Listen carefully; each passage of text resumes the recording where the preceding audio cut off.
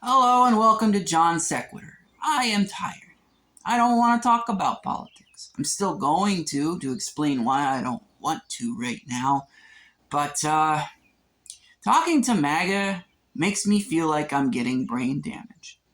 I really feel like my brain just wants to leak out of my ears and take off running for the fucking hills talking to these people. An example of why that is would be a rebuttal to the very first thing I just said.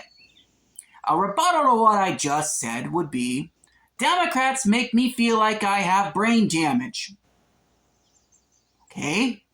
So you feel exactly the same way that I do. Okay? You're in a cult, MAGA. The rebuttal to that would be, Democrats are in a cult. Who's the cult leader, first of all? And secondly, that's what I just said, okay? What about Trump being a pedophile? Biden was a pedophile.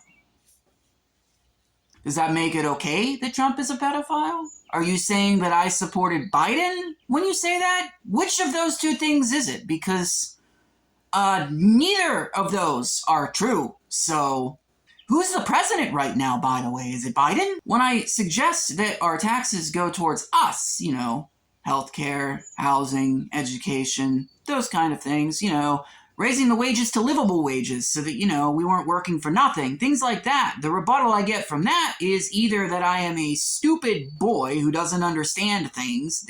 This is mostly because my profile picture on Facebook is me holding a Nintendo controller. That makes me a child. But also, they wish that my bitch of a mother had aborted me with a clothes hanger and bleach. Real constructive. Good policy stuff there, too. I can't deal with it, man. And the thing is, like, they'll tell you that stuff, and then when you get worked up that they said that to you, they're like, ha-ha, I win! The object is not a better world for anybody. The only object is that the people that they perceive to be enemies are sad. That's it. Sad or dead. Rebuttal. You want us to be dead.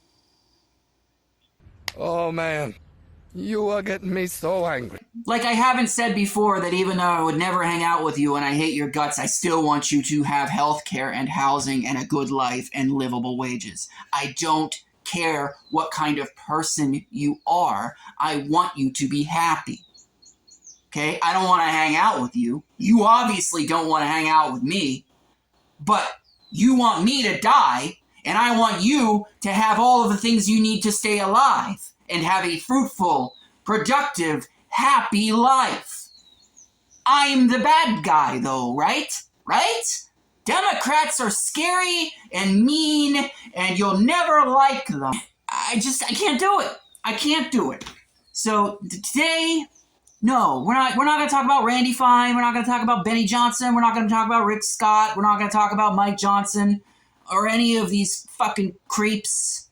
No, we're going to talk about a couple of excerpts from Zen Flesh and Zen Bones. Because I don't care where the message comes from. I only care about the message. So we're going to have two stories today that tell the kind of message that I believe that I would like the world to follow. Obviously, what I want and think about is not that important, okay? I'm nobody.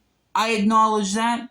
I don't think that every single idea in my head should be implemented because I don't know if they're right or wrong. I just know how I feel about them, and I know what you're going to say. Feelings, blah, blah, blah. Facts, blah, blah, blah. But my feelings about people and helping people, I don't really give a fuck what the facts are. I honestly, seriously do not care at all, a little bit, not a tiny smidgen, what the facts are about feeding people. I just want them fed. Okay? I just want them fed. I do not care about how much it'll cost because we spend billions killing children. I don't care. Okay? But I know that my thoughts on this are not important. So let's read from Zen Flesh and Zen Bones. Two stories. Number one, The moon cannot be stolen. Ryokan, a Zen master, lived in the simplest kind of life in a little hut at the foot of a mountain. One evening, a thief visited the hut only to discover there was nothing in it to steal.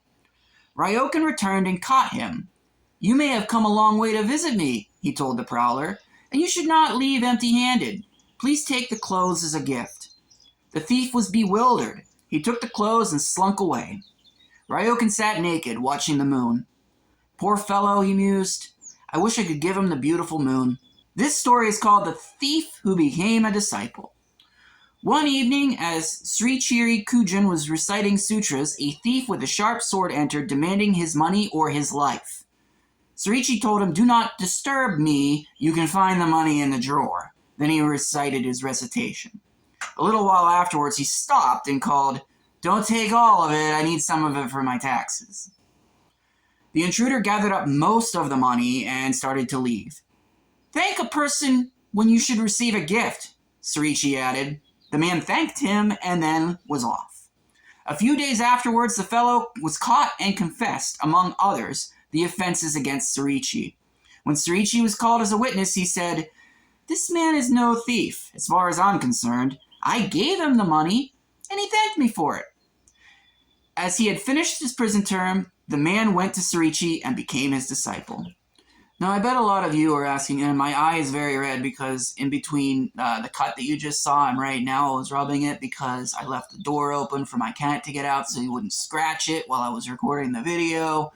And now there's a bunch of pollen in here, and my eye is itchy and red. See that? I do top-notch work. So did you, I'm not interested, but did he add the lasers for you? How's that article going? Interesting. Very in-depth. Very, fascinating. I'm reading about MAGA. Who am I kidding? I can't see it! Who took my eyes? My precious, beautiful eyes! The point of that story is, if you can help somebody, you should help somebody. That's it. That's it. Now, I say this a lot on this show. It's one of my favorite sayings. Hippity-hoppity. People matter more than property. And a big argument that I see against protest is that property gets damaged, which usually only happens because the right shows up to infiltrate and make it look like the peaceful protesters are smashing and breaking and stealing things. Now, sometimes they do smash and steal and break things, but I've heard what they've said about that, and one of the things that they've said is, this might be the only chance we ever get stuff we can't afford. Okay? Who gives a shit? Like, who really cares? You really care? You really care that a store window got broken? You would rather, like, I don't know, like, an entire population of people were slaughtered? Would that be better as long as the store was still open? Is that what you want? Am I being facetious? I don't think I am. I think that's exactly how you people feel. And I would much rather you look at your fellow man who is in need and go, you know what? I'm going to help them. Because that's the right thing to do. In every circumstance, it is the right thing to do. Is it a good idea to teach people who don't know how to fish? Sure. But you don't starve them while you're doing it. You feed them and teach them how to fish. You don't go, well, since you don't know how to fish, you can starve till you learn. You feed them. You always feed them. You always help them. Yeah. Okay, another rebuttal. Because I know, I'm so used to it now. I'm so used to it, and it just comes automatically to me what the rebuttal to everything that I'm saying is, because it's the same fucking rebuttals over and over and over and over and over and over. Bring them all to your house, John. Have them stay at your house. You take care of them. You take care of all of them. Listen, you want to send every single fucking homeless person in this country here? Do it. Do it. Do it. Do it. Do it. Right fucking now. Do it. Do it. We will take care of each other. Okay? You think I'm not willing? You think I'm not capable? I don't have a lot of money like the people who run this fucking country do, who can help, who do have the ability to help. But sure, send them to me. My fridge has like a bag of cheese and 2 Pepsis in it and a bottle of water. Sure, though. Send them to me. Maybe we'll make some gardens. Maybe we'll do like some sort of like community thing and work together. It's fine. Do it. But stop with these bullshit fucking arguments.